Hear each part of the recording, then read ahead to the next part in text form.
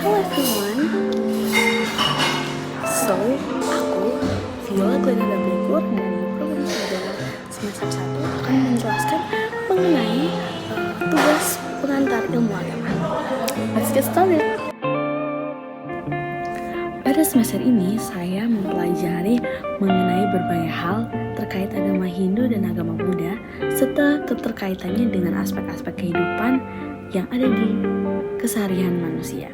Sebelum munculnya agama Hindu dan Buddha di Indonesia memiliki agama luhur atau agama leluhur yang mana penganut agama leluhur ini merupakan masyarakat adat yang menerapkan atau melakukan ritual-ritual tertentu seperti adanya semedi, kemudian adanya berdoa yang menyatu dengan alam seperti berdoa pegunungan dan sebagainya.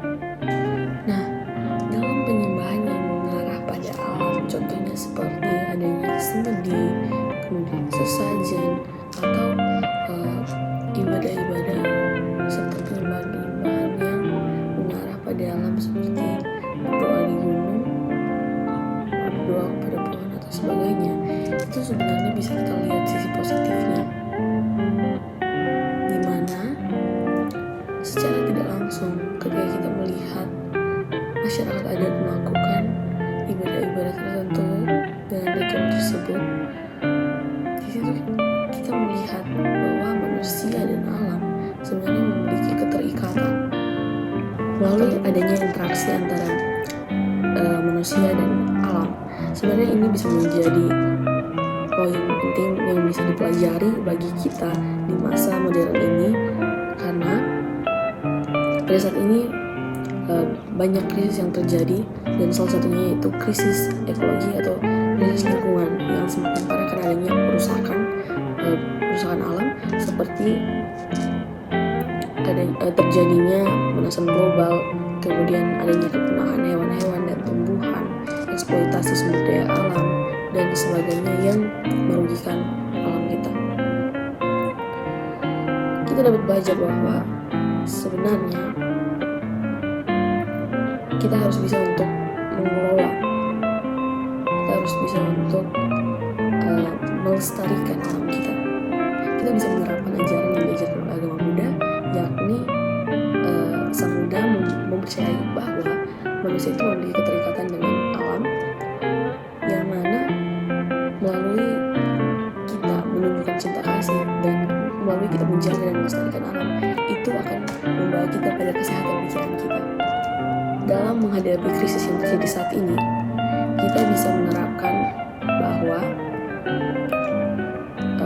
seperti yang diajarkan Buddha, di mana manusia itu memiliki interaksi khusus yang memberi dampak satu sama lain. Kita harus sadar bahwa sebagai manusia kita membutuhkan hidup lain untuk memenuhi kebutuhan kita. Namun terkadang kita masih melakukan suatu hal yang justru berlebihan sehingga merusak alam. Maka dari itu, ajaran Buddha ini mengenai adanya cinta kasih, kemudian bagaimana bisa mengelola alam, itu sangat penting untuk kehidupan modern saat ini, karena kita harus bisa untuk menerapkan hal tersebut untuk meminimalisasi terjadinya krisis yang semakin parah. Selain dari ajaran Buddha, kita juga dapat mempelajari bagaimana keterkaitan antara teologi dengan alam yang diajarkan di agama Kristen, yakni pada kisah penciptaan di Kejadian tertulis bahwa Allah menciptakan tumbuh-tumbuhan beserta manusia dengan sangat amat baik. Hal ini mengarah bahwa alam ini merupakan ciptaan serta bagian dari hal yang telah dirancang oleh Allah. Kemudian Allah memberikan mandat budaya kepada manusia yang tertulis pada Kejadian 1 ayat 28-29, di mana ayat ini berkata bahwa maka Allah menciptakan manusia itu menurut gambar Allah diciptakannya dia laki-laki dan perempuan diciptakannya mereka.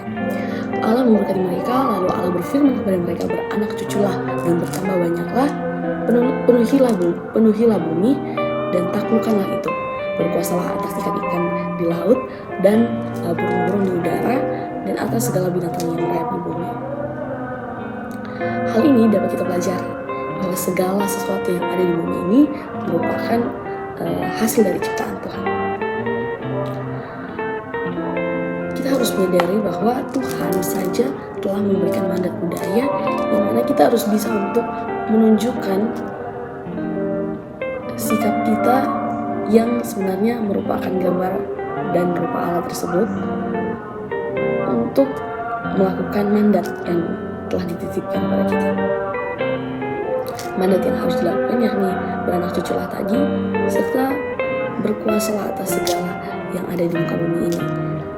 Hal ini mengarah pada Allah yang memberikan manusia untuk memelihara alam, dan melalui alam manusia harus bisa untuk mengusahakan agar kebutuhan bisa terpenuhi, namun alam tidak menjadi rusak. Kita diajarkan bahwa dalam kaitan teologi dengan alam, Allah telah memberikan mandat yang harus kita lakukan, karena ini merupakan amanat agung yang mana manusia telah diberikan kekuasaan. Maka dari itu manusia harus bisa untuk mempertanggungjawabkan apa yang telah didapatkan.